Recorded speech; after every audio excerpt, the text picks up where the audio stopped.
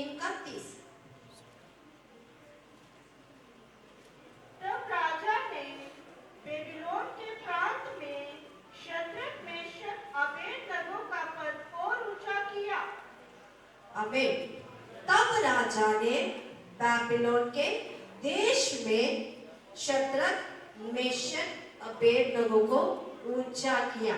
तब राजा ने इन तीनों को ऊंचा किया, इनके पद को बढ़ाया। तब राजा ने बढ़ाया। कब? सवाल ये है कब? कब राजा इनके पदों को ऊंचा किया है करके आज हम देखने के लिए जा रहे हैं। दानियल की किताब में ये जो बात है हम पहले से सुन के आए हैं। इस बात का इन तीनों को अब आग के भट्टे में डाला। ये कहानी का इस बातों को हमने काफी बार सुना है, ठीक है। किस तरह किस वजह से इनको उस आग में डाल दिया गया ये हम जानते हैं। जिनको नहीं पता मैं उनके लिए शॉर्ट में इस बातों को बताती हूँ कि राजा ने नेबूकदनेस्सर राजा ने एक मूर्ति बनाया, ठीक है। नेबूकदनेस्सर राजा ने एक मूर्ति बनाया। ये राजा कहाँ का राजा है? ये जो नेबूकदनेस्सर राजा जो है वो कहाँ का राजा है? उसका देश का नाम है बेबीलोन। क्या नाम है? बेबीलोन, ठीक है। ये जो राज्य जो है उस समय में दानियल के समय में सारे मुल्क में सबसे बड़ा राज्य है, ठीक है। ये जो राजा है महाराजा, इसके नीचे बहुत से राज्य थे। तो इतने बड़े राजा ने अपने देश में एक ऐलान किया कि मैं एक मूर्ति खड़ा किया है, इसको क्या करना है? दंडवत करना है। और ये जो मूर्ति दंडवत करना है करके सिर्फ अपने देश के लोगों के लिए नहीं बोला, है ना। अब देखो इस हमारे इंडिया में बाहर के देश से भी लोग रहते हैं, बाहर के देश से भी लोग रहते हैं। मतलब इंडिया के बाहर कभी काफी साल पहले युद्ध हुआ, लड़ाई हुआ, तो उनमें से कुछ लोग हमारे इंडिया में आकर इंडिया ने उनको आश्रय दिया, तो इधर सालों से रहने वाले हैं। अब हमारे केरला में जाओ, एर्नाकुलम, कोच्चि, उस जगह पे जाओ तो बहुत से यहूदी लोगों को आप देख सकते हैं। उस समय लड़ाई हुआ तो वो भागकर हमारे देश में आया। अब आप ये जो चेन्नई साइड में आते जाएंगे तो रोहिंग्यंस को आप देख सकते हैं, वो इधर के नहीं है, बर्मे के लोग। तो उसी तरह इस देश में जो कानून हो गए उनको भी वो मानना है ना। बेशक वो उधर से आए हैं लेकिन अब कहाँ इधर के रहने वाले हो गए हैं, तो इन्होंने इधर जो भी हमारे इंडियन कानून जो भी है उन्होंने भी वो मानना है। उसी तरह उस देश में बाहर के भी लोग थे। बाहर का कहाँ से? यहूदा देश के लोग भी उधर आए थे। वो रहने के लिए, देश दे के रहने के लिए नहीं आया, उन्हें ये राजा ने युद्ध में जीत कर उनको पकड़कर बंदी बनाकर लाया। उनके लिए भी कहा कि इस मूर्ति को दंडवत करना है ना।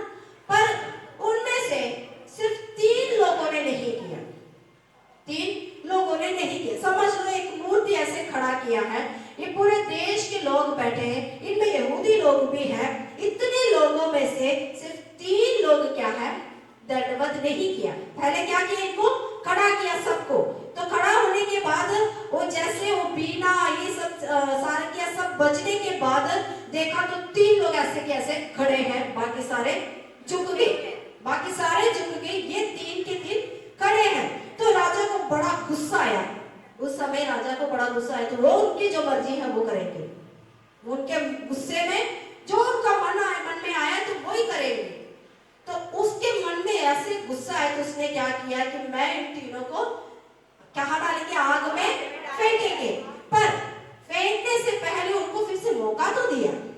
जैसे फांसी लगाने से पहले पूछते, बचने के लिए नहीं, आपको इच्छा है तो बोले, ऐसे बोलते ने इनसे भी पूछा कि अभी भी मैं फिर से मौका दूंगा आपको, फिर से सारे किया, बीना सब कुछ आप फिर से आप कर सकते हैं, मौका है आपके लिए, आप दंडवत कर सकते हैं। ये तब भी नहीं हिले, ये तब भी नहीं हिले। तब क्या हो गया, इनको आग में डाल दिया। आग में डालने से पहले उन्होंने एक बात बोला, उन तीनों ने एक साथ मिलकर एक बात बोला, हमारा जो परमेश्वर हमें छुड़ाए नहीं भी छुड़ाए, है ना, छुड़ाए। हम कैसे बोलते हैं, परमेश्वर मुझे छुड़ाएंगे छुड़ाएंगे छुड़ाएंगे।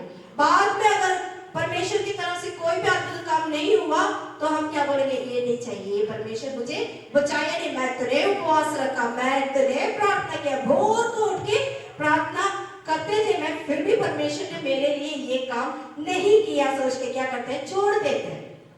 लेकिन इनके जवाब क्या था, परमेश्वर हमें छुड़ाए नहीं भी छुड़ाए, हम नहीं झुकेंगे। आमीन, हालेलुया। आज हमारा भी फैसला ऐसा ही होना है, परमेश्वर अद्भुत काम करे ना करे तब भी यही है मेरा परमेश्वर, मैं और किसी के आगे नहीं, अपने सिर को नहीं झुकूंगा, क्योंकि यहाँ पर जो मिलेंगे मुझे ये नहीं चाहिए। मेरा नजर कहाँ है, स्वर्ग की ओर है। मैंने उस परमेश्वर को जान लिया, मेरा इसका मतलब क्या है, मैं वहां तक पहुंचने का मुझे टिकट मिल गया। अब मुझे इधर की चीजें नहीं चाहिए, मुझे उधर की टिकट कैंसिल नहीं करवाना, मैंने उधर ही जाना है। आमीन, हालेलुया। हमारे जीवन में उन्हीं के जैसे, उन तीनों के जैसे एक फैसला होना है, एक दृढ़ता होना है, परमेश्वर मेरे लिए ये काम करे ना करे, ये चीज मुझे दे या ना दे, मुझे बाइक दे ना दे, कार दे ना दे, घर दे ना दे, तब भी वो परमेश्वर ही है मेरा परमेश्वर, क्योंकि उसने अपने मौत को जीता हुआ परमेश्वर है। आमीन, हालेलुया। जब इन्होंने ये फैसला किया तो राजा को बोला, हम नहीं झुकेंगे। राजा ने उनको 7 गुना आग को तेज किया। आमीन, हालेलुया। जो व्यक्ति इनको पकड़कर फेंकने के लिए गया वो भी जल गया, वो भी जल गया, पर जो अंदर डाल दिया गया वो नहीं जला। आमीन, हालेलुया। उस समय तक परमेश्वर ने, वो उचित समय पर परमेश्वर वहां इनके लिए उतरा उस आग के बीच में। आमीन, हालेलुया। परमेश्वर का वचन फिलिपियों की किताब इस तरह लिखा है, आमीन, हालेलुया। इफिसियों की किताब में लिखा है कि परमेश्वर के बलवंत हाथ के नीचे दीनता से रहो ताकि वो उचित समय पर ऊंचा करेंगे। आमीन, हालेलुया। परमेश्वर हमें उचित समय पर ऊंचा करने वाला परमेश्वर है। वो उचित समय हमारा नहीं है, वो जो उचित समय है वो हमारा नहीं है, वो समय परमेश्वर का है। उस समय में वो परमेश्वर हमें ऊंचा करने वाला परमेश्वर है। जैसे चौथे व्यक्ति को उस आग में देखा, राजा अचंभा हो गया। राजा ने पूछा, हमने कितनों को डाला, सिर्फ 3 को डाला, फिर ये चौथा बंदा ये कौन है? तो उन्होंने खुशी खुशी हमें हंस के वो आग में से निकल कर कहा, वो चौथा हमारा परमेश्वर है। आमीन, हालेलुया, आमीन, हालेलुया। तब राजा ने उनको ऊंचा किया। वहां पर है, हमने पढ़ा हुआ आयत, तब राजा ने उन तीनों को, शद्रक, मेशक, अबेदनगो के पद को ऊंचा किया। कब? जब उन्होंने दृढ़ता के साथ अपने परमेश्वर के लिए खड़ा हो गया, तब राजा ने आमीन उन्हें ऊंचा किया। आमीन। हम देखा जाए इस संसार के तरीके से हम देखा जाए, पद को ऊंचा राजा ने किया, लेकिन उस ऊंचे पद में पहुंचने के लिए किसने पहुंचाया? उस परमेश्वर ने पहुंचाया। आमीन, हालेलुया। इस बात को हम सब जानते हैं, ये जो बैकग्राउंड को हम सब जानते हैं, लेकिन मैं आज आपको ये शद्रक, मेशक, अबेदनगो के बारे में नहीं, किसी और व्यक्ति के बारे में बताना चाहते हैं कि परमेश्वर ने ऊंचा कैसे किया। आमीन, हालेलुया। वो व्यक्ति जो है, वो व्यक्ति अपने पिता के इच्छा को पूरा किया। आमीन, हालेलुया। और कोई नहीं है, हमारा यीशु मसीह। आमीन, हालेलुया। उसने अपने आप को हमें उस परमेश्वर के सेवा के लिए समर्पण किया। हम उसके लिए पढ़ेंगे लूका रचित सुसमाचार हमें 22वें अध्याय, लूका रचित सुसमाचार 22वें अध्याय 39 से लेकर 46 तक पढ़े।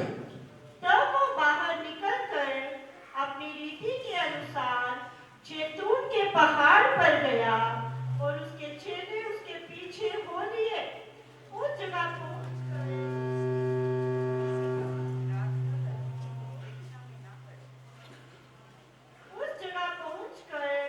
उसने उनसे कहा, प्रार्थना करो कि तुम परीक्षा में ना पड़ो।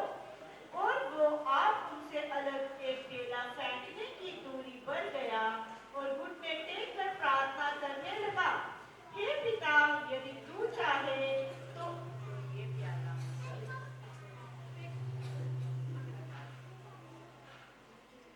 हे पिता, यदि तू चाहे तो इस कटोरे को मेरे पास से हटा ले। तो भी मेरी नहीं परंतु तेरी ही इच्छा पूरी हो। तब स्वर्ग से एक दूत उसको दिखाई दिया जो उसको सामर्थ देता था। वो अत्यंत संकट में व्याकुल होकर और भी अधिक वेदना से प्रार्थना करने लगा और उसका पसीना मानो लहू की बड़ी बड़ी बूंदों के समान भूमि पर गिर रहा था। तब वो प्रार्थना से उठा और अपने चेलों के पास आकर उन्हें उदासी के मारे सोता पाया और उनसे कहा, क्यों सोते हो? उठो, प्रार्थना करो कि तुम परीक्षा में ना पड़ो। आमीन। ये जो लूका रचित सुसमाचार 22वीं अध्याय, इसमें बहुत सी बातों को लिखा है, एक दिन की बातों, जो भी लिखा है एक दिन में हुए बातों को बताया है। उसकी पहली आयत से लेकर 6वीं आयत तक हम देख सकते हैं कि यीशु मसीह को पकड़ने के लिए लोग योजना बना रहे हैं। हमें पहले आयत से लेकर 6वीं आयत तक हम देख सकते हैं यीशु मसीह को कैसे पकड़ना है करके वो प्लान बना रहे हैं, योजना बना रहे हैं। 7वीं आयत से लेकर 23वीं आयत तक हम देख सकते हैं प्रभु भोज के बारे में, वहां पर देख सकते हैं। उसके बाद 24वीं आयत से लेकर 36वीं आयत तक वहां पर हम देख सकते हैं चेलों के बीच में एक बात चल रही है कि हम में से बड़ा कौन है। उसके बाद हम देख सकते हैं 39 से लेकर 46 तक यीशु मसीह की प्रार्थना। उसके बाद 47 से लेकर 51 तक हम फिर आगे भी हम देख सकते हैं कि प्रभु यीशु मसीह को पकड़ के ले जाते हैं, वो न्यायों के सामने, प्रधानों के सामने उनका पूछताछ जैसे सब कुछ चलते हुए हम देख सकते हैं। ये सब एक दिन की बात है, बोलो तो एक रात की बात है। क्या क्या बातें हो रहे थे? यीशु मसीह को कैसे पकड़ना है वो योजना चल रहे थे। उसके बाद यीशु मसीह अपने चेलों के साथ आखिरी भोजन जो है वो करते हुए हम देख सकते हैं। उसके बाद यीशु मसीह हमें एक बाग में जाकर, उस बाग का नाम है गत्समनी बाग में जाकर वो प्रार्थना कर रहे हैं। उसके बाद यीशु मसीह को पकड़ते हैं और चेलों के बीच में भी ऐसे बात होते हैं, हम में से कौन कौन बड़े हैं, कौन है हम में से बड़ा करके उनके बीच में भी कुछ बातें होते हैं। इन सारी बातों को हम 22वीं अध्याय में देख सकते हैं। आमीन, हालेलुया। लेकिन मैं आपके ध्यान वो 7 आयतों के बीच में मैं लेकर आना चाहती हूँ, 39 से लेकर 40 तक जो हमने पढ़ा है। वहां पर पहले लिखा है, तब वो बाहर निकलकर हमें अपनी रीति के अनुसार जैतून के पहाड़ पर गया प्रार्थना के लिए। कैसे लिखा है? वो वहां से निकलकर, कहा जहां से वो प्रभु भोज करके सब आ रहे थे, उसके बाद वहां से निकलकर चेलों के बीच में भी बात चल रहे थे, अपने से बड़ा कौन है, उन्हें समझाया, उनको दिखाया कि बड़ा कौन होता है, वो सिखाया। उसके बाद वहां से निकल अपनी रीति के अनुसार वो जैतून के पहाड़ पर गया प्रार्थना के लिए। अपनी रीति के अनुसार, इसका मतलब क्या है? हमेशा वो उस पहाड़ पर जाकर प्रार्थना करता था। बाइबल में इसके अलावा और लिखा है, अपने रीति के अनुसार वो आराधनालय में गया। अपने रीति के अनुसार वो पहाड़ की तरफ जाकर प्रार्थना करने के लिए गया। यीशु मसीह का एक रीति है आराधनालय में जाना और प्रार्थना करना। आमीन, हालेलुया। आप एक दूसरे को देखकर इस तरह बोल सकते हैं, आपको वो रीति है? क्या रीति? आराधनालय में जाना और प्रार्थना करना। आमीन, हालेलुया। हमारे जीवन में भी ये रीति होना चाहिए। आप पीछे की ओर ध्यान करके देखो तो कईयों को वो रीति अब 5-6 महीने तक नहीं होंगे, मुझे लग रहा है, क्योंकि पास्टर जी आएंगे, फिर इनको खबर पहुंचेंगे, तो पहुंचते पहुंचते मुझे लग रहा है 4-5 महीने लग जाएंगे पास्टर के पास इधर कलीसिया में आने तक। मेरा कहने का मतलब क्या है, हमारा यीशु मसीह जो है उनका एक रीति था, वो हमें दिखाया। ये जो पिछले शुक्रवार के दिन मैंने ऐसे बताया, यीशु मसीह के लिए प्रार्थना करो ऐसा नहीं था। हमारे लिए प्रार्थना करो हम बोलते, लेकिन यीशु मसीह को प्रार्थना की जरूरत नहीं कि यीशु मसीह चंगा रहे, यीशु मसीह आमीन चल फिरने के लिए परमेश्वर आत्मा से भरे, ये नहीं था। लेकिन यीशु मसीह प्रार्थना करने वाला था, है ना। यीशु मसीह ने अपने स्वभाव से हमें सिखाया, एक क्या बोलते नमूना दिखाया कि मैं कलीसिया में जाने वाला, आराधनालय में जाने वाला और प्रार्थना करने वाला हूँ। तो हमें उस परमेश्वर को मानने वाले, उस परमेश्वर को ग्रहण किया हुआ हमारे जीवन में भी यही स्वभाव होना जरूरी है, क्योंकि वो परमेश्वर ने, उस परमेश्वर ने हमें ये स्वभाव, ये बात करके दिखाया। वहां पर लिखा है, वो निकल कर आमीन अपने रीति के अनुसार, अपने रीति के अनुसार मतलब लगातार यही चलते आ रहे हैं। ये दानियल की किताब में भी जब आज्ञा, राजा की आज्ञा उसके विरोध में आए, तो वहां लिखा है वो अपने रीति के अनुसार 3 टाइम प्रार्थना कर रहा था, वो प्रार्थना कर ही रहा था, तो वो करता ही गया अपने रीति के अनुसार, मतलब पहले करते थे, अभी भी वो कर दिया। उसी तरह हमारे परमेश्वर हमें नमूना दिखाया है कि हमें प्रार्थना करना चाहिए, छोड़ना नहीं। वहां पर और उसके बाद और वो आप उससे अलग ठेला फेंकने की दूरी भर गया और घुटने टेकर प्रार्थना करने लगा, हे पिता, यदि तू चाहे तो इस कटोरे को मेरे पास से हटा ले, तो भी मेरी नहीं परंतु तेरी इच्छा पूरी हो। यहाँ पर यीशु मसीह का प्रार्थना कैसा था कि अपनी इच्छा को तो बता दिया, अपनी इच्छा क्या है, ये कटोरे को मेरे से दूर करो, क्योंकि कटोरा क्या है, हम सोचते हैं कि छोटी सी कोई बात है, नहीं, अगले दिन क्या है, पूरे दिन मारपीट के दिन है। तो कितने दुख के साथ, कितने हमें डर नहीं, दुख के साथ वो बोल रहे थे कि इस कटोरे को मेरे से दूर करे। वो जो मार पिटाई, वो किसके लिए, उनके लिए, उन्होंने कोई गलती किया नहीं, हमारे लिए था। तो अपने पिता से कहने लगा, ये जो बात है मेरे से दूर करो, लेकिन उसी टाइम प्रभु यीशु मसीह ने ये भी कहा, मेरी इच्छा नहीं, परमेश्वर मेरी इच्छा नहीं, पिता तेरी इच्छा पूरी हो जा। आमीन। उसकी अगली आयत में लिखा है, उसको आमीन सामर्थ देने के लिए स्वर्गदूत आया, उत्तरा करके हम उधर पढ़ते हैं। जो परमेश्वर की इच्छा के लिए अपने आप को समर्पण करते हैं, परमेश्वर के इच्छा के लिए अपने आप को जो व्यक्ति समर्पण करते हैं, उसको सामर्थ देने के लिए परमेश्वर अपने स्वर्गदूतों को उठाते हैं। आमीन, हालेलुया। स्वर्गदूतों को भेजते हैं। आमीन, हालेलुया, हालेलुया।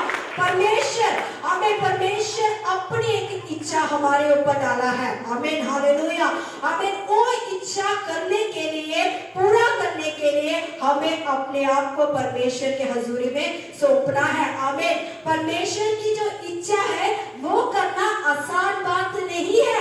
आमीन, हालेलुया। ये परमेश्वर को पता है, इसलिए जब हम समर्पण करते हैं, परमेश्वर हमारे आमीन सहायता के लिए, हमें सामर्थ्य मिलने के लिए अपने स्वर्गदूत को भेजते हैं। आमीन, हालेलुया। वहां पर आप देख सकते हैं यीशु मसीह ने अपने आप को समर्पण किया तो क्या हो गया, स्वर्गदूत उतरा। आमीन, हालेलुया। जब प्रभु यीशु मसीह आमीन अपने आप को जब समर्पण किया तभी हम आज बचकर यहाँ पर बैठे हैं। आमीन, हालेलुया। परमेश्वर की हजूरी में उस परमेश्वर पिता यीशु मसीह ने अगर समर्पण नहीं किया होता आज हम यहाँ पर नहीं होना था, लेकिन आमीन, हालेलुया, परमेश्वर ने हमारे ऊपर तरस दिखाया, अपने आप को सौंपा, तब आज हम बच निकले। आमीन, हालेलुया। यहाँ पर लिखा है वो 40 से लेकर पढ़िए। उस जगह पहुंचकर उसने उनसे कहा प्रार्थना करो कि तुम परीक्षा में ना पड़ो। परीक्षा में ना पड़ो। उनको क्या बोला, परीक्षा में ना पड़ो। परीक्षा क्या है, ये परीक्षा, परीक्षा में ना पड़ो, मुश्किल में ना पड़े। और परीक्षा में ना पड़ो बोलने का एक मतलब बताइए। परीक्षा में ना पड़ो, मुश्किल में और आने वाले संकट में, शारीरिक हर तरह की परेशानियों में ना पड़ो, शैतान के उसमें ना पड़ो और भटक ना जाओ। आमीन, हालेलुया। यहाँ पर परीक्षा का एक और मतलब ये है, उसको हिंदी में कैसे समझाना मुझे शब्द समझ नहीं आ रहा, मैं आपको सब बता दूंगी, फिर आप मुझे भी बताना उस शब्द क्या होता है। कोई भी जब देखो हम फास्टिंग में बैठते हैं, जो व्यक्ति नए नए फास्टिंग में बैठते हैं तो वो दिल में थोड़ा सा ऐसे मैं कैसे सहूं भूख, जो नया जो व्यक्ति फास्टिंग के लिए बैठते वक्त, पहली बार बैठते वक्त, उसको हमेशा किसके और ध्यान होंगे, हाँ, जो करना नहीं चाहिए उसी के ओर ध्यान होंगे। उस तरह की बातों को क्या बोलते हैं हम, टेम्पटेशन, उसको क्या बोलते हैं, डिजायर, टेम्पटेशन या लालसा, लालसा, लालसा, लालसा, लालसा, ठीक है, ठीक है। परीक्षा में यहाँ पर एक मतलब है लालसा, जो नहीं करना चाहिए, उसके लिए हमारा मन हमेशा क्या करते हैं, करो करो करो। कई बार हम कुछ भाइयों के लिए प्रार्थना करते हैं कि शराब छूट जाए, है ना, फिर भी वो फैसला करते हैं, परमेश्वर के हजूरी में बैठ के फैसला करते हैं, आज से मैं नहीं पीऊंगा, आज से मैं नहीं पीऊंगा, नजर भी उठा के नहीं देखूंगा करके वो फैसला करते हैं, लेकिन थोड़ी देर के बाद उनको वो करने का इच्छा होता है। वो मतलब मैं आपको बताना चाहते हैं। यहाँ पर लोगों को, चेलों को यीशु मसीह ने कहा कि परीक्षा में ना पड़ो। आमीन, हालेलुया। इस दुनिया में रहते वक्त हमारे जीवन में ऐसी बातें आई, मुश्किलें तो होंगे, लेकिन उसमें से पार करने के लिए परमेश्वर रास्ता खोलेंगे, लेकिन इस तरह की लालसा में हम ना पड़े। लालसा में क्यों ना पड़े? देखो, जब हमारे बच्चे जब बड़े हो जाते हैं, हमें उनकी रिश्ता करना पड़ता है, तो हम क्या करते हैं, विश्वासी भी ना हो तो कोई बात नहीं, हम उनको विश्वास में ले आएंगे, करना नहीं चाहिए वही काम को हम करते हैं।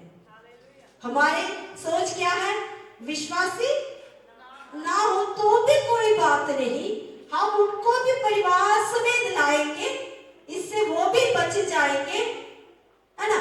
आखिर में क्या होता है, ना बेटी रहेगी ना आप खुद रहेंगे। देखा, काफी जगह पे ये बात चलते हैं, लेकिन मैं एक छोटी सी बात आपको बताना चाहते हैं। एलिया के पास परमेश्वर ने कौवे को भेजा, एक कौवे को भेजा। तो ये कौवा जो है, ये जो रोटी का टुकड़ा और ये जो मांस लेकर वो एलिया के पास आता रहा, सुबह शाम वो आता रहा, कभी रास्ता नहीं भटका, वो आता रहा। लेकिन एक हम कौवे के स्वभाव को हम जानते हैं, वो उसको कुछ भी मिल जाए वो छोड़ेंगे नहीं, किसी को दे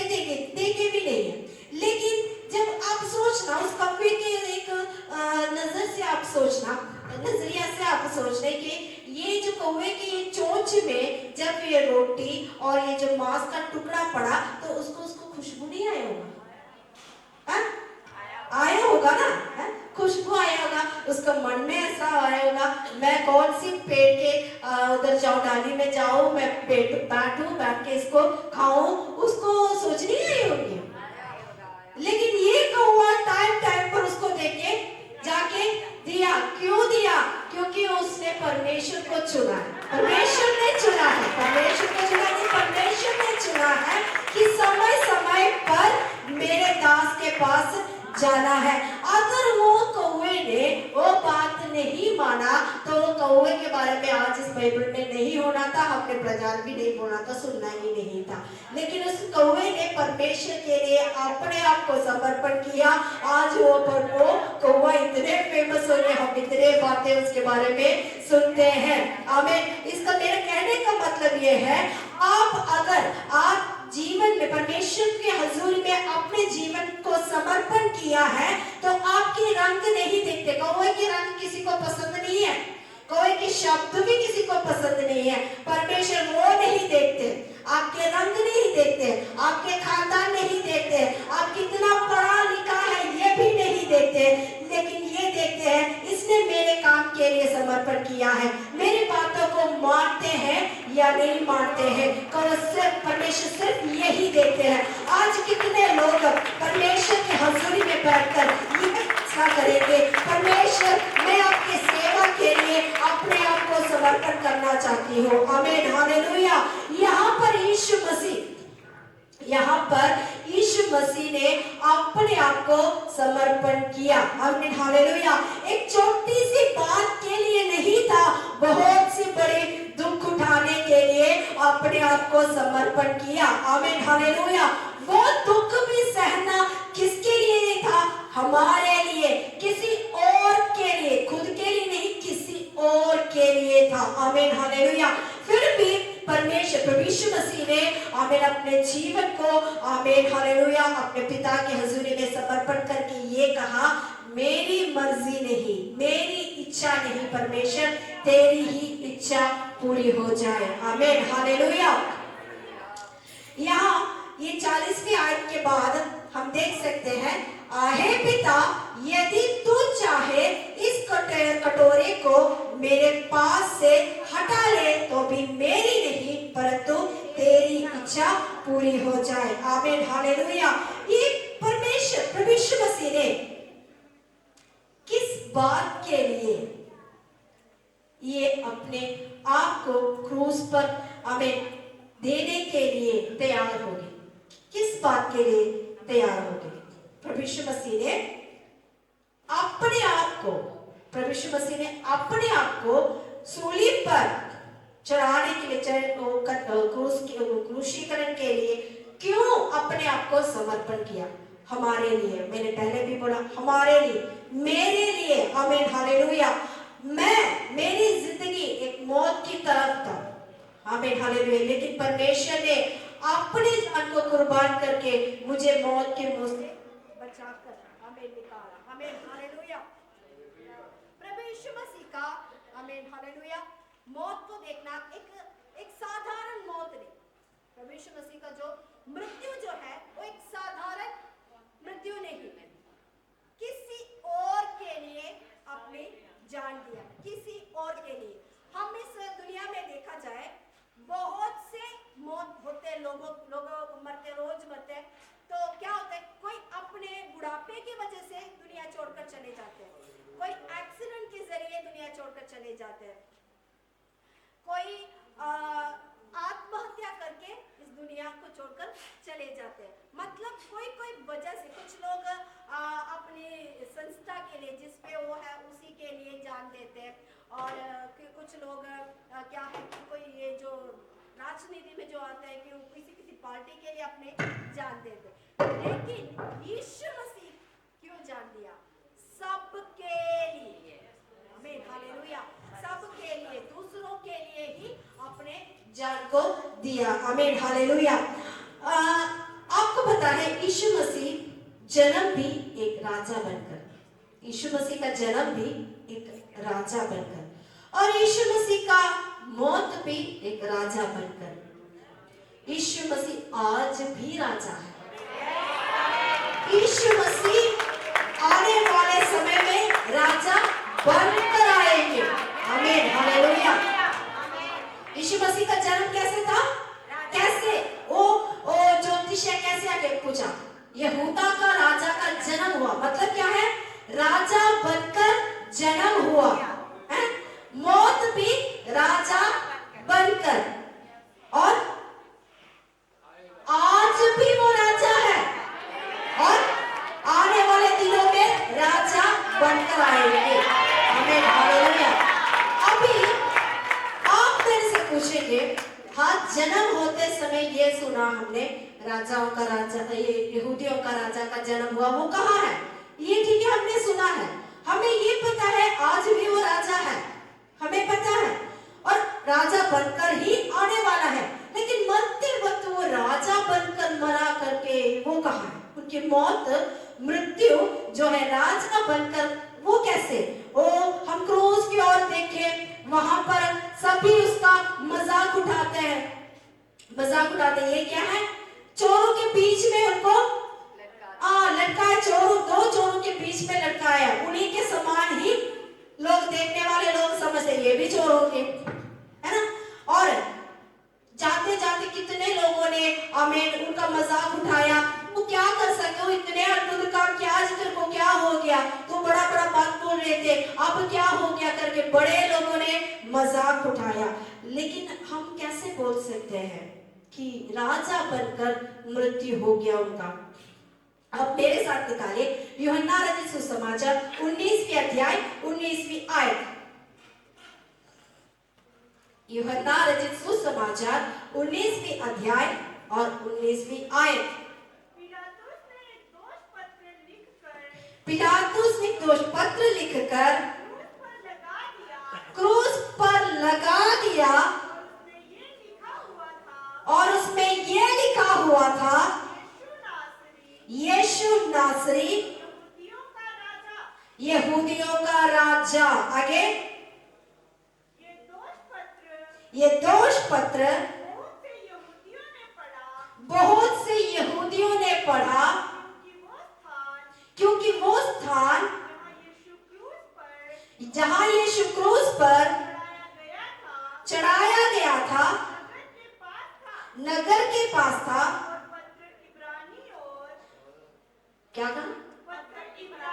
पत्र इब्रानी और लतीनी और यूनानी भाषा में लिखा है। आमीन, हालेलुया। क्या लिखा है उधर? पिलातुस ने एक पत्र लिखकर क्रूस पर लटकाया। ये कौन है? यीशु नासरी यहूदियों का राजा। क्या लिखा है? यीशु नासरी यहूदियों का राजा लिखा है। पिलातुस से पूछेंगे हम, पिलातुस तू तो नहीं मान रहे थे, फिर तूने लिखा क्यों कि ये यहूदियों का राजा है, फिर क्यों लिखा ऐसे? पिलातुस कहेंगे उधर लिखा है, मैं जो लिख लिया। क्या उधर लास्ट में क्या लिखा है? मैंने जो लिखा है वो लिख दिया। आमीन, हालेलुया। लोग आकर पिलातुस से पूछेंगे, पिलातुस तूने ये लिखना था जब वो जिंदा था, बोलते थे कि मैं यहूदियों का राजा, मैं यहूदियों का राजा है करके वो बोल रहे थे। अब देखो इसका हालत करके इस तरह लिखना चाहिए था, लेकिन तूने ये लिखा है ये यहूदियों का राजा है। लेकिन पिलातुस कहेंगे मैं क्या करूं, मैंने लिख दिया कि ये यहूदियों का राजा है तो लिख दिया, अब मैं इसे बदल नहीं सकता। आमीन, हालेलुया। आमीन। पिलातुस ने नहीं लिखा, ये परमेश्वर ने लिखवाया। आमीन, हालेलुया। तू यहूदियों का राजा है। आमीन, हालेलुया। यीशु मसीह को बहुत से लोगों ने मजाक उठाया, क्या है तू करके। आमीन, तू अपने आप को बचाओ, अगर तुझ में शक्ति है तो ऐसे मजाक उठाया, लेकिन वहां पर लिखा है यहूदियों का राजा है वो। आमीन, हालेलुया। आमीन, आमीन, हालेलुया। न्यायी आमीन फरीसी आकर पूछेंगे तूने लिखा है, क्यों लिखा है इस बात का? आमीन। पिलातुस बोलेंगे मेरे से मैं सोचा भी नहीं था इस तरह लिखूं, पर मेरे से ये काम हो गया। तो वो बोलेंगे अभी तो एक काम कर, चेंज कर, अब तू साफ कर इसको, फिर ठीक हो जाएंगे। पिलातुस बोलेंगे अब मैं साफ भी नहीं कर सकते, मैं जो लिख दिया लिख दिया। आमीन हालेलुया। परमेश्वर को आमीन हालेलुया, अपने आप को आमीन परमेश्वर ने अपने पिता के हजूरी में समर्पण किया। वो यहूदियों का राजा बनकर परमेश्वर ने उसको ऊंचा किया। आमीन हालेलुया। वहां लिखा है वो जो देश जो है आमीन जहां पर यीशु मसीह को आमीन लड़काए, वो देश क्या है? वो एक नगर था। वो एक नगर था। तो उधर से लोग आते जाते थे, वहां से लोग आते जाते थे, वो सब इसको पढ़कर चले जाते थे। आमीन हालेलुया। लेकिन वहां क्या लिखा है? यहूदियों का राजा। और पढ़ाओ जब जो लोग जाते हैं वो भी अगर पिलातुस से पूछेंगे तूने क्या लिखा है, देखो किसने बोला इस प्रकार इस तरह लिखने के लिए? वो जब था उसने क्या बोलता था? वो क्या बोलते थे? मैं यहूदियों का राजा है। तो उसका क्या हालत है अभी देखो, देखो ना, चोर के बीच में खड़ा है, तो तूने उसके मजाक वाली बात लिखना चाहिए, लेकिन तूने क्या लिखा है? ये पिलातुस बोलेंगे मैं जो लिखा लिख गया, क्योंकि उससे स्वर्ग ने लिखवाया। आमीन हालेलुया। आमीन आमीन। आज परमेश्वर के हजूरी में अपने आप को समर्पण करें। लोग जो मर्जी बोले, आमीन हालेलुया, जो लोग आमीन आपके खिलाफ जो मर्जी लिखे, लेकिन परमेश्वर स्वर्ग से लिखवाएंगे तू मेरा है। आमीन हालेलुया। आमीन आमीन आमीन। परमेश्वर आमीन हालेलुया आमीन स्वर्ग से ये लिखवाएंगे मैं तेरे लिए ये काम करेंगे, क्योंकि तूने मुझे आमीन मेरे हजूरी में तुझे अपने आप को आमीन समर्पण किया है। आमीन हालेलुया। अब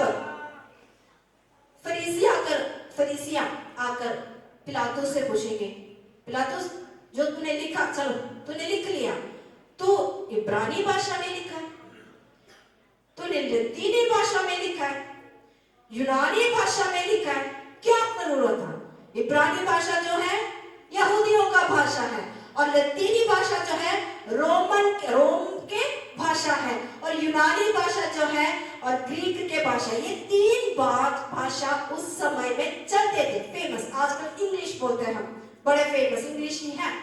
हर देश में जाओ तो आपको इंग्लिश जानते हैं तो ठीक है। तो उसी तरह उस समय के फेमस लैंग्वेज, फेमस भाषा थे ये तीनों। तो लोग आकर पूछेंगे और फरीसी आकर पूछेंगे, चलो तूने इब्रानी में लिखा तो चलो यहूदी लोग पढ़े तो वो ही जाने इस बात को, लेकिन तूने लतीनी में क्यों लिखा है? तूने ये यूनानी भाषा में क्यों लिखा है?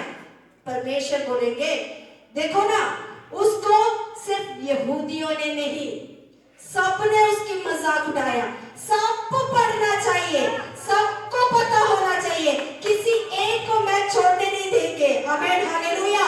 जो देखेंगे उस नहर से जो जाएंगे, जो बंदा देखे वो पता, उसको पता होना चाहिए कि यहूदियों का राजा लिखा है। इब्रानी जाए यहूदी जाए उसको पता होना चाहिए हाँ ये यहूदियों का राजा लिखा है। लेकिन कोई यूनानी व्यक्ति जाए, वो किसी को पूछने की जरूरत नहीं कि वहां लिखा क्या है, पूछने की जरूरत नहीं, उसी की भाषा में लिखा है ये यहूदियों का राजा है। कोई रोम का व्यक्ति जाए उसको भी पता होना चाहिए ये लिखा क्या है, ये यहूदियों का राजा है। जिसको ये चोरों के बीच में लटकाया है वो और कोई नहीं, वो एक राजा है। आमीन हालेलुया। आमीन। प्रभु यीशु मसीह के दो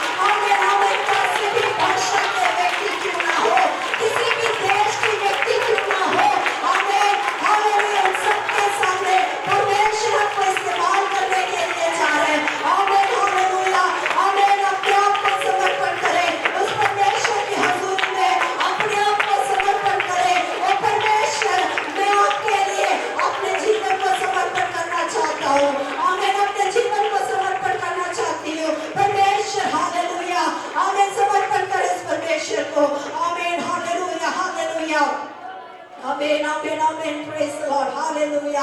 ओ धन्यवाद धन्यवाद धन्यवाद धन्यवाद आमेन आमेन हालेलुया। वहां पर लिखा है मैंने जो लिखा, पिलातुस कह रहे हैं मैंने जो लिखा आमेन हालेलुया वो लिख दिया आमेन हालेलुया हालेलुया आमेन। परमेश्वर कहेंगे बेटा ये तूने नहीं लिखा आमेन हालेलुया, मैंने तेरे से लिखवा दिया आमेन हालेलुया आमेन आमेन आमेन। ये बात तेरे चित्त में कभी नहीं आया आमेन हालेलुया। अगर तू किसी से पूछे मैं क्या लिखूं करके किसी से पूछे वो भी तेरे को ये बात नहीं बताएंगे, लेकिन मैं आमेन हालेलुया मेरे बेटे को ऊंचा करना चाहता हूँ आमेन हालेलुया। उसने मेरी इच्छा को किया है, मेरी मर्जी को पूरा किया है, वो सबके सामने ऊंचा होना चाहिए आमेन हालेलुया।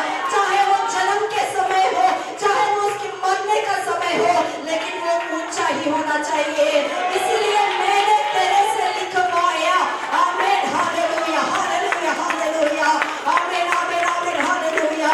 हमें देखकर कोई भी कुछ भी बोले हमें परवाह नहीं करना आमेन हालेलुया। किसी को भी पलट कर जवाब ही नहीं देना आमेन हालेलुया। सिर्फ परमेश्वर की हजूरी में अपने आप को समर्पण करें आमेन। वो परमेश्वर आपको ऊंचा करने वाला परमेश्वर है आमेन हालेलुया आमेन आमेन हालेलुया।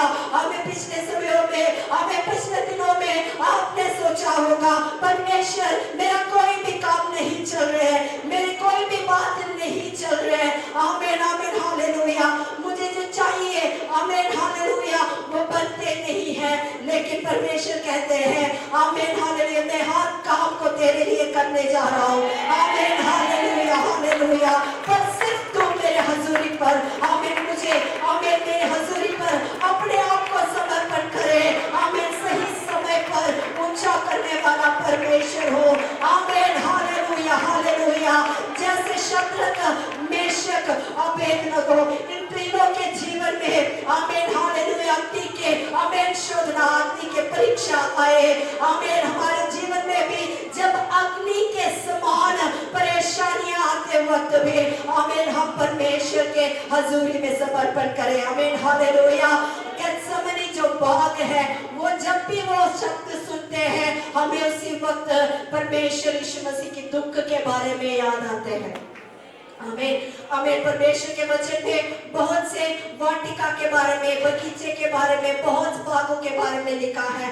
अदन की वाटिका जब हमें आमेन आवाज उस बात को सुनते हुए हमें ऐसा समझ आते हैं कि परमेश्वर की सृष्टि के बारे में, लेकिन गेत्सेमनी करके एक बाग के बारे में जब हम सुनते हो हमें ये हमारे दिमाग में ये आते हैं कि परमेश्वर यीशु मसीह की दुख की बात आमेन हालेलुया आमेन। उस तरह गेत्सेमनी की तरह आमेन दुख भी आपके जीवन में हो, लेकिन यीशु मसीह कहते हैं अपने आप को समर्पण करो आमेन। परमेश्वर से दूर नहीं जाना। बेशक यीशु मसीह गेत्सेमनी बाग में बैठकर रोए होंगे आमेन हालेलुया। वहां पर लिखा है आमेन उनके पसीना मानो लहू के समान आमेन हालेलुया। इतना दुख परमेश्वर मसीह ने आमीन उस बगीचे में उस बाग में उठाया आमीन हालेलुया। लेकिन दुख उठाने के बाद क्या हो गया आमीन, एक जय जयकार परमेश्वर पिता परमेश्वर ने दिया आमीन हालेलुया। कब्र उसको बंद नहीं कर पाया आमीन हालेलुया। गेत्सेमनी की दुख आमीन उसको बंद नहीं कर पाया, उन्हें बंद दबा कर नहीं रख पाया। एक आमीन ऊंचा स्थान आमीन हालेलुया, एक बढ़ोतरी परमेश्वर ने उनको दिया आमीन हालेलुया आमीन आमीन हालेलुया। अपने जान को अपने जीवन को समर्पण करने की वजह से आमीन परमेश्वर ने आमीन सारे इस दुनिया के सारे नामों के ऊपर ऊंचा नाम दिया आमीन हालेलुया हालेलुया। हमने शुरू में जो आयत पढ़ा आमीन, तब आमीन उस राजा ने उनको आमीन ऊंचा पद दिया आमीन हालेलुया। तब उस पिता परमेश्वर ने यीशु मसीह को ऊंचा किया। कब? जब उसने अपने जीवन को आमीन परमेश्वर की सेवा के लिए समर्पण किया। आज मैं आप सबसे ये बात बताना चाहते हैं आमीन परमेश्वर हमें ऊंचा करेंगे। कब?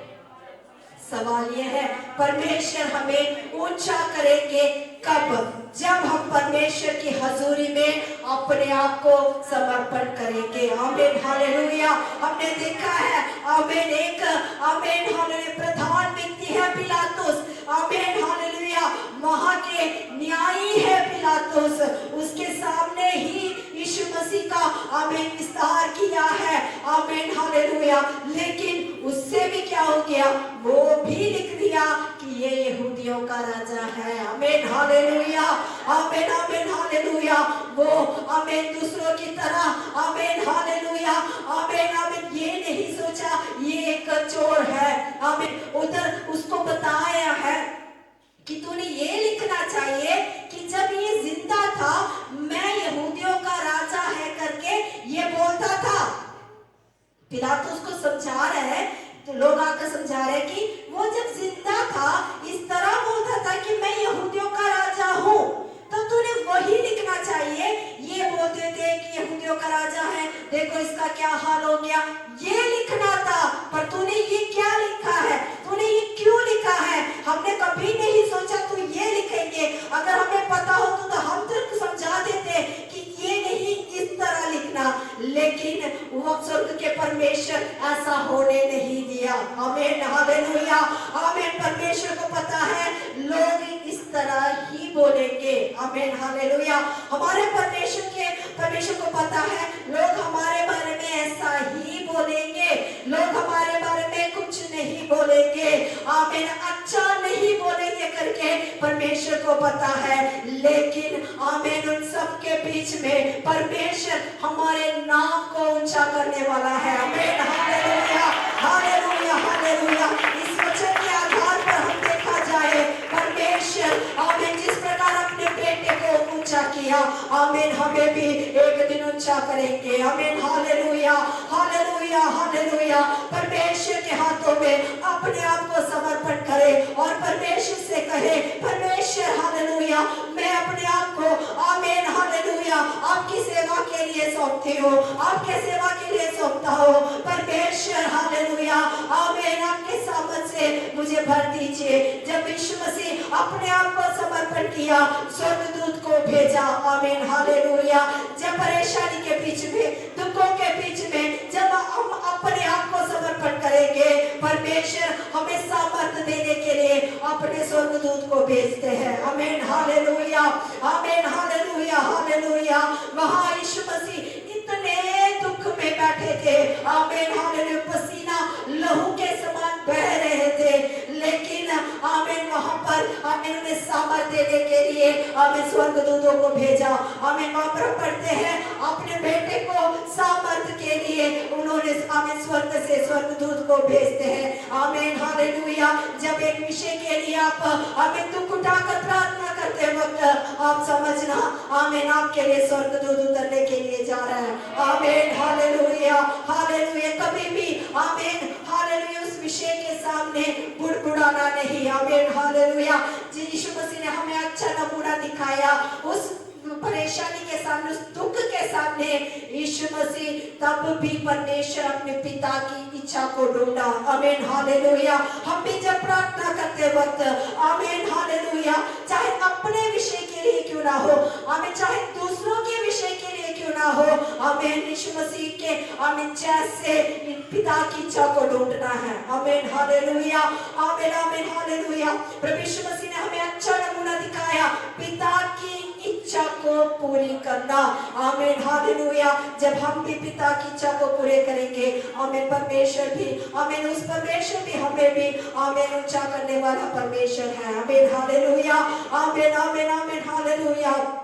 आमीन। जब वो प्रभु यीशु मसीह हमारे लिए अपने जान को दिया, आमीन हालेलुया आमीन दूसरों के आमीन तरह नहीं, आमीन जब वो अपने जान को दिया, आमीन एक साधारण मौत नहीं था।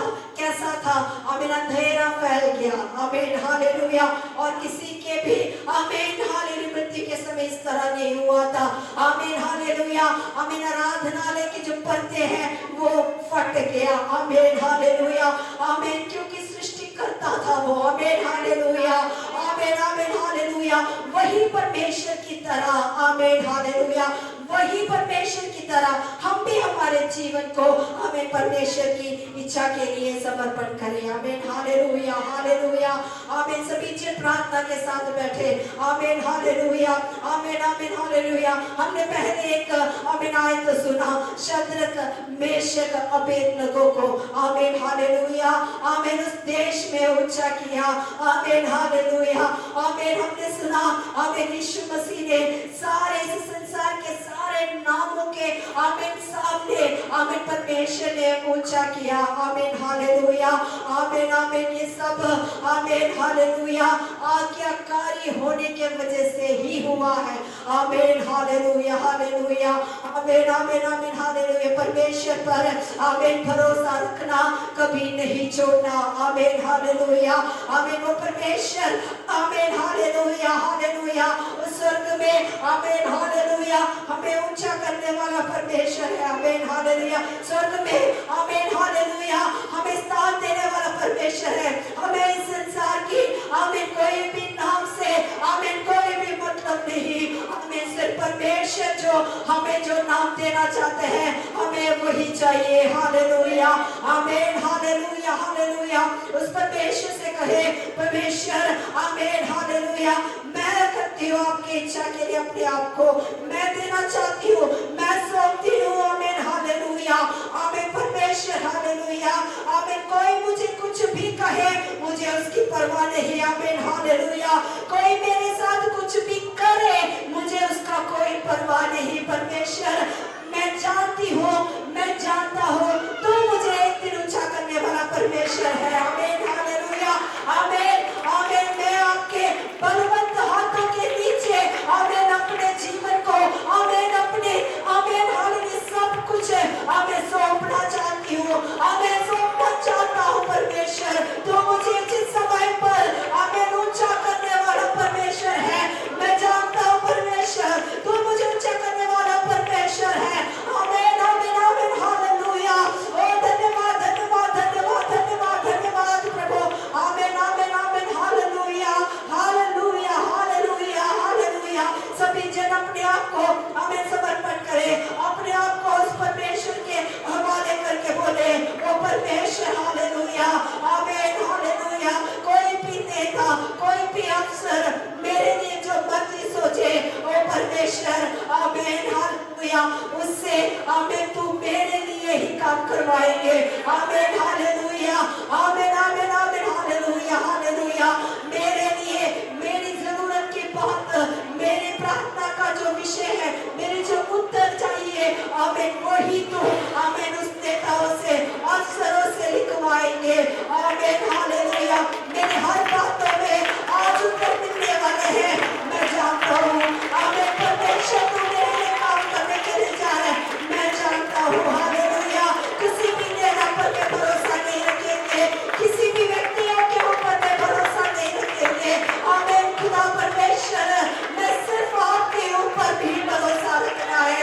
आमीन हालेलुया। क्योंकि तेरा तुल्य और कोई नहीं है। आमीन हालेलुया आमीन आमीन आमीन हालेलुया। खुदावंद प्रभु आमीन यीशु मसीह आमीन। धन्यवाद यीशु राजा हालेलुया आमीन आमीन आमीन हालेलुया हालेलुया। धन्यवाद धन्यवाद धन्यवाद धन्यवाद धन्यवाद ओ खुदावंद प्रभु हालेलुया हालेलुया हालेलुया। धन्यवाद करते आमीन यीशु राजा। धन्यवाद धन्यवाद धन्यवाद धन्यवाद हालेलुया। सभी अपने स्थानों पर खड़े हो जाए। आमीन हालेलुया हालेलुया आमीन। मिलकर आमीन उस परमेश्वर को पुकारे। आमीन हालेलुया। आज जो वचन आपने सुना है आमीन उस वचन के अनुसार आमीन अपने आप को आमीन परमेश्वर की हजूरी में सौंपे। आमीन हालेलुया हालेलुया आमीन। उस परमेश्वर की हजूरी पर अपने आप को सौंप कर कहे, परमेश्वर आमीन मेरी इच्छा नहीं आमीन आपकी इच्छा पूरी हो जाए। उसके लिए मुझे जितने भी तकलीफ उठाना पड़े, जितने भी दुख सहना पड़े, फिर भी आमीन मेरी इच्छा नहीं परमेश्वर आपकी इच्छा पूरी हो जाए मेरे खुदावन प्रभु। आमीन आमीन हालेलुया हालेलुया आमीन आमीन आमीन आमीन आमीन। सभी मुकोल कर परमेश्वर को आमीन इस प्रकार कहे, परमेश्वर आपकी इच्छा आपकी मर्जी मेरे जीवन से पूरा करे। आमीन हालेलुया हालेलुया। हालेलुया। जो भी आमीन सेवा मेरे खुदावंद प्रभु मुझसे करवाना चाहते हैं प्रभु, मैं अपने आप को समर्पण करता हूँ। आमीन हालेलुया। सभी जन मुंह खोल कर दो दे, आमीन। परमेश्वर से बात करे, वो परमेश्वर से कहे, आमीन हालेलुया हालेलुया। जिस तरह आमीन परमेश्वर, आमीन पिता परमेश्वर ने आमीन हालेलुया अपने पुत्र को आमीन राजा बनाया, आमीन हालेलुया, उसी तरह हमें भी वो राजा बनाने के लिए जा रहा है। आमीन हालेलुया। हमें भी वो ऊंचा बनाने के लिए जा रहा है। ओ धन्यवाद धन्यवाद धन्यवाद धन्यवाद धन्यवाद हालेलुया। हालेलुया हालेलुया। धन्यवाद धन्यवाद यीशु राजा। धन्यवाद प्रभु, धन्यवाद प्रभु, धन्यवाद। Hallelujah hallelujah. पिता परमेश्वर खुदावंद प्रभु, आमीन आमीन हालेलुया। हम यहाँ पर बैठे एक एक व्यक्ति का आपके हाथों में समर्पण करते हैं। आमीन। ये हमारे प्रार्थना को सुनिए मेरे खुदावंद परमेश्वर। हालेलुया आमीन आमीन हालेलुया। आइए हम सब मिलकर आमीन एक गीत गाकर परमेश्वर की आराधना करेंगे। इस बीच में जो परमेश्वर को देना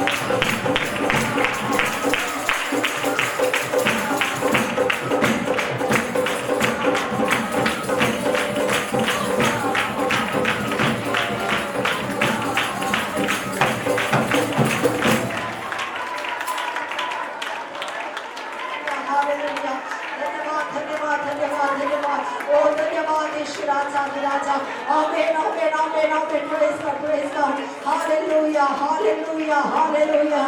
धन्यवाद, धन्यवाद, धन्यवाद, धन्यवाद, धन्यवाद, धन्यवाद. उससे ना के हो धन्यवाद, हालेलुया. पवित्र आत्मा धन्यवाद. आज हमारे बीच में आया. ओ धन्यवाद, हालेलुया. आमेन, आमेन, हालेलुया, हालेलुया. खुदा प्रभु आमीन. आज के वचन के लिए धन्यवाद करते हैं मेरे खुदा. आमीन. आपने आमीन हालेलुया हमसे बात की मेरे खुदा प्रभु. आज के आमीन सुना उस वचन के लिए आमीन आमीन हालेलुया. उस वचन के सामने मेरे प्रभु हम आमीन हालेलुया आमीन दीनता के साथ आमीन हालेलुया अपने आप को समर्पण करते हैं मेरे खुदा प्रभु. आमीन हालेलुया. और जिस समय पर हमारे लिए आमीन आश्चर्य कर्म करने वाला परमेश्वर तू ही है मेरे खुदा प्रभु. आमीन. धन्यवाद करते हैं मेरे प्रभु यीशु राजा. आमीन हालेलुया. आमीन. जितने लोग आज आए हैं मेरे प्रभु यीशु राजा उन सबको मेरे खुदावंद प्रभु आमीन आपके पवित्र लहू में आमीन कवर करके हम प्रार्थना करते हैं मेरे प्रभु जी. आमीन. यीशु राजा हालेलुया. आमीन. इन्हें संभाले मेरे खुदावंद प्रभु. आमीन. धन्यवाद यीशु राजा हालेलुया. आमीन. सारी आदर महिमा प्रभु हम आपको देते हैं मेरे प्रभु जी. आपने मेरी प्रार्थना सुना. धन्यवाद करते यीशु मसीह के नाम से मांगते हैं. हाथों को उठाकर आशीर्वाद पाएंगे. पिता परमेश्वर का प्रेम पुत्र प्रभु यीशु मसीह का अनुग्रह पवित्र आत्मा की संगत से मांगेगा. आज से लेकर आमीन हमने प्रार्थना की हर एक विषयों के साथ और हमारे हर एक विश्वासी परिवारों के साथ प्रभु यीशु मसीह के दोबारा आगमन तक हमेशा हमेशा होते रहे. हालेलुया.